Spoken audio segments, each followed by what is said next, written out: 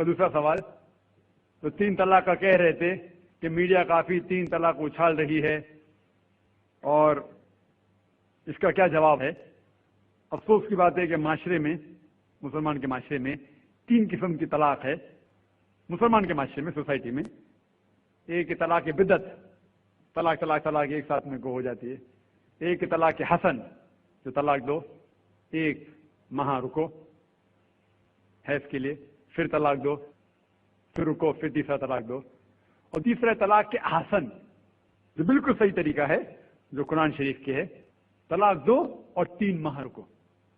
कुरान की आयत है सूरह बकरा में सूरह नंबर 2 आयत नंबर 228 में लिखा हुआ है कि जब भी आप तलाक देंगे तो 3 माह या 3 हैज की इद्दत है। तो तलाक पूरे मुकम्मल होने के लिए 3 हैज या 3 माह, 3 मेंस्ट्रुअल साइकिल और 3 मंथली कोर्सेज मस्ट है, कंपल्सरी है। अफसोस की बात है कि ये जो इख्तिलाफ उम्मत में है उसकी एक वजह है। एक सही हदीस इब्न अब्बास रज़ियल्लाहु अन्हु वो फरमाते हैं कि मोहम्मद सल्लल्लाहु अलैहि वसल्लम के दौर में 3 तलाक एक ही मानी जाती थी। हजरत अबू बकर के दौर में 3 तलाक एक ही मानी जाती थी। हजरत उमर के पहले 2 साल के दौर में 3 तलाक एक ही मानी जाती थी, लेकिन उसके बाद हजरत उमर रज़ियल्लाहु अन्हु उस सिचुएशन को देख के वो कहते अगर कोई शख्स 3 दे दिया तो 3 हो जाती है। इस हदीस की वजह से जो इख्तिलाफ उम्मत में है, और कई उलमा में इख्तिलाफ है, लेकिन उलमा में इख्तिलाफ है रहेगा, एक मंच पाएंगे कि अल्लाह आलम। लेकिन अगर आप कुरान की रोशनी में पढ़ते हैं, कुरान में तलाक का जिक्र किया गया है सूरह बकरा में सूरह नंबर 2 आयत नंबर 228 से लेकर 240 तक, और सूरह तलाक में सूरह नंबर 65 आयत नंबर 1 से 7। जो कुरान मजीद में तलाक का जिक्र है उसके अंदर यह है कि कभी कोई डिफरेंस ऑफ ओपिनियन, कोई झगड़ा हो जाता है शोहर और बीवी में, तो पहला शोहर बीवी बैठ के बात करे। ऐसा नहीं कि बीवी ने नमक ज्यादा डाल दिया और तलाक तलाक तलाक कह दिया और तलाक हो गया। अगर बीवी में नमक ज्यादा डाला, बोले आपको नमक कम चाहिए, मामला सुलझ जाएगा, बैठ के बात करो। फिर भी बात न बने तो अल्लाह ताला फरमाता है सूरह निसा में सूरह नंबर 4 आयत नंबर 35 में कि आपके दरमियान एक हकम रखो, एक आर्बिट्रर बीवी की तरफ से, एक आर्बिट्रर शोहर की तरफ से। मतलब आर्बिट्रर, हकम कहते हैं आर्बिट्रर को, हकम रखो बीवी की तरफ से और शोहर की तरफ से, और मामला को सुलझा लो।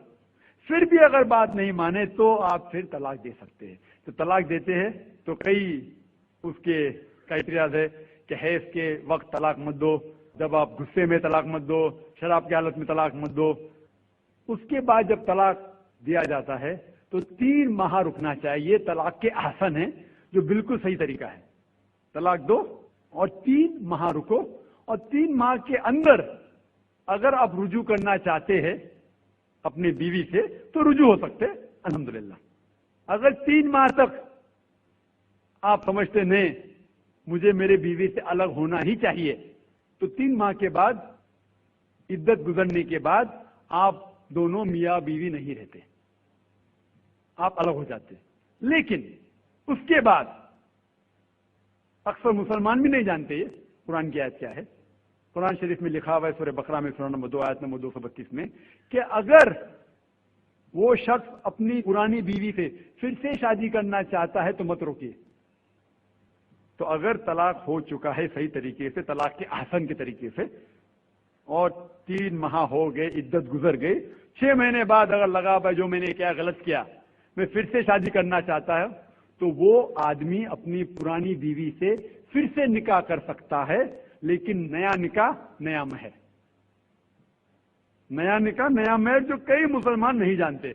अफसोस की बात है कि हम मुसलमान कुरान को तर्जुमे के साथ पढ़े ही नहीं, सही हदीस को तर्जुमे के साथ पढ़े ही नहीं। अगर हम कुरान शरीफ को सही तरीके से पढ़ेंगे और सही हदीस पे अमल करेंगे तो ये जो गलत फहमियां हैं दूर होंगी।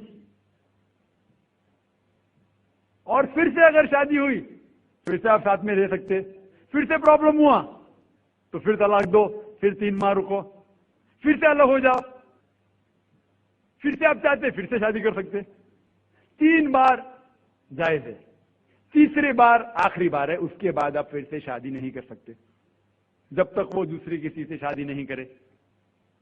लेकिन मैंने अपनी जिंदगी में एक भी शख्स मेरे जिंदगी में नहीं आया जो तलाक के हसन किया, सही तरीके से तलाक दिया, अलहदा हो गए, फिर निकाह हो गया, फिर अलहदा हो गए, फिर निकाह हुआ, फिर अलहदा हुआ। मैंने कोई भी शख्स मेरी जिंदगी में पूरे दुनिया में ऐसा शख्स के बारे में सुना ही नहीं जो सही तरीके से किया और बिछड़ गया, फिर से शादी की, फिर से बिछड़ गया, फिर से निकाह के, फिर बिछड़ गया, फिर शादी करना चाहता है।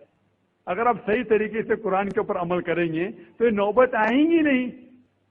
और कुछ लोग जो इस्लाम को मजाक बनाए और क्या कहते कि अच्छा अगर एक साथ में दे दिए, 3 तलाक दे दिए, हो गई, अभी क्या हलाला करो।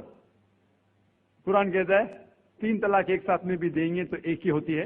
मोहम्मद सल्लल्लाहु अलैहि वसल्लम के वक्त पे 3 भी एक साथ में देना एक ही होता था। हजरत अबू बकर के टाइम में भी 3 तलाक एक ही होता था। हजरत उमर के दौर में लोग जो कहते 3 तलाक 3 होती है, कई उलमा कहते हैं कि उनने ये अपने फतवे पे रुजू किए और उन्हें अफसोस था कि ये फतवा उन्हें दिए, और कई लोग कहते नहीं उनका फतवा सही था। इसमें उम्मत का इख्तिलाफ है। लेकिन अगर कुरान की रोशनी में देखेंगे तो 3 तलाक एक साथ में भी देंगे तो एक ही होती है।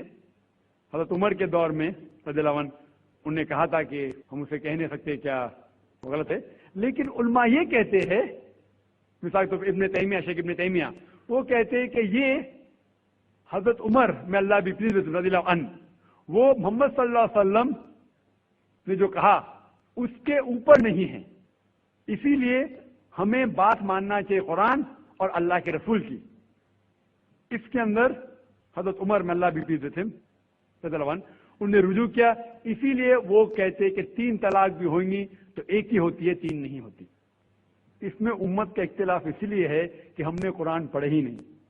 हम अगर कुरान पढ़ेंगे सही तरीके से और जाने, कई लोग ये समझते हैं कि तलाक के लिए 3 बार बोलना जरूरी है, अगर 3 बार नहीं कहेंगे तलाक होती ही नहीं। वो उनकी नादानी है, वो उनकी जहालत है।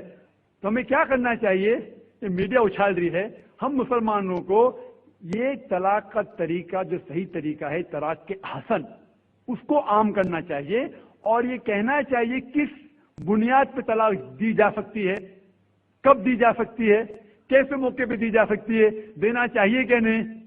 तो ये सब अगर हम मुसलमान आम करेंगे तो इंशाअल्लाह ये इख्तिलाफ जो उम्मत में है वो नहीं रहेगा।